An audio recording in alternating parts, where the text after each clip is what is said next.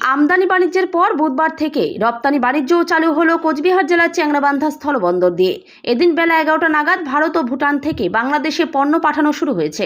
গত মঙ্গলবারই অবশ্য বাংলাদেশ থেকে ভারতে পণ্য আমদানি করা হয়েছে। এতে স্বাভাবিকভাবেই খুশি চ্যাংরাবান্ধা সীমান্তের বিভিন্ন ব্যবসায়ী। পরিস্থিতি দ্রুত স্বাভাবিক হবার বিষয়েও আশাবাদী তারা। তবে বাণিজ্যের গতি ছিল খুবই মন্থর।